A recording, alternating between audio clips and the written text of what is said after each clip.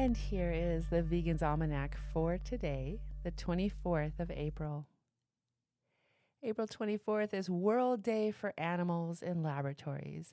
More than 110 million animals suffer and die in the U.S. every year in cruel chemical, drug, food, and curiosity-driven experiments at universities and in government laboratories.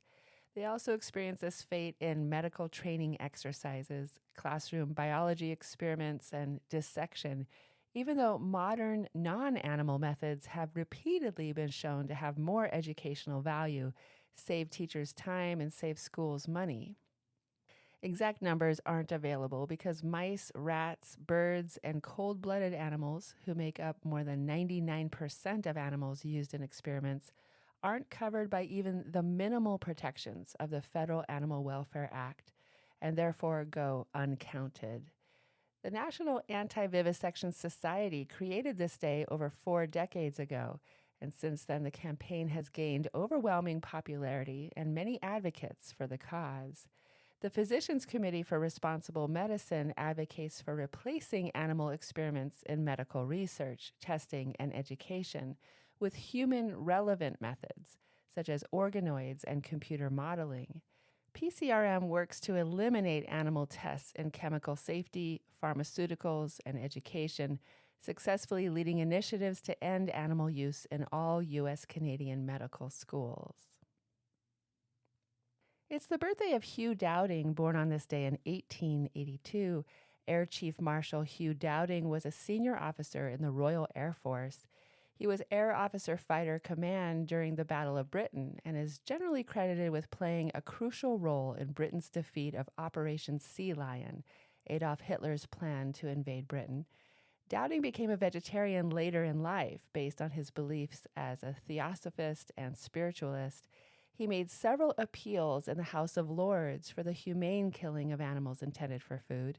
Dowding and his second wife, Baroness Muriel Dowding, were both anti-vivisectionists.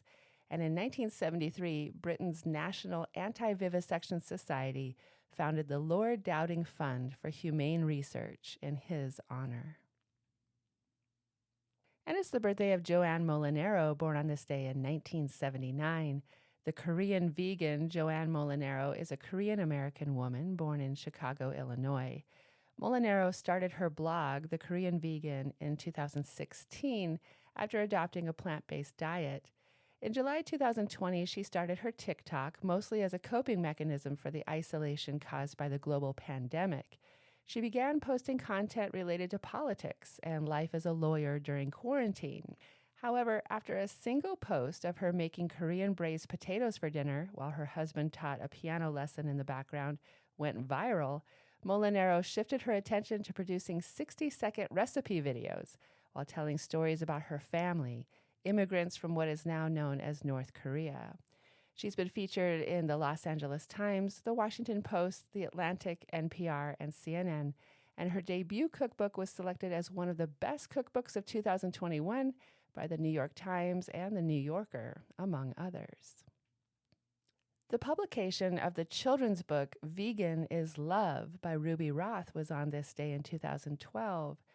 Broadening the scope of her popular first book, That's Why We Don't Eat Animals, Roth illustrates how our daily life choices ripple out locally and globally, conveying what we can do to protect animals, the environment, and people across the world. Roth explores the many opportunities we have to make ethical decisions, refusing products tested on or made from animals, avoiding sea parks, circuses, animal races, and zoos, choosing to buy organic food, and more. Featuring empowering back-of-the-book resources on actions children can take themselves, this is the next step for adults and kids alike to create a more sustainable and compassionate world. The publication of The Animal's Freedom Fighter, a biography of Ronnie Lee, founder of the Animal Liberation Front, by John Hochschartner, was on this day in 2017. Founded in the 1970s and today active in more than 40 countries, the Animal Liberation Front has in recent years been considered a domestic terrorist group by both the FBI and the Southern Poverty Law Center, despite the ALF's official stance of nonviolence. A clandestine phantom cell organization, the ALF has functioned as a sort of underground railroad for captive animals, executing raids and attacks on animal testing facilities. Yet little has been written about the group's founder. This book tells the story of Ronnie Lee, the unassuming British activist who launched an extremist movement that continues to use intimidation and economic sabotage to advance its cause. And here is a portion of a poem for today by Kahlil Gibran, On Children. And a woman who held a babe against her bosom said, "Speak to us of children." And he said, "You are the bows from which your children as living arrows are sent forth. The archer sees the mark upon the path of the infinite, and he bends you with his might that his arrows may go swift and far. Let your bending in the archer's hand be for gladness. For even as he loves the arrow that flies, so he loves also the bow that is stable." On Children by Kahlil Gibran. This has been the Vegan's Almanac with a reminder to model kindness to animals for your children.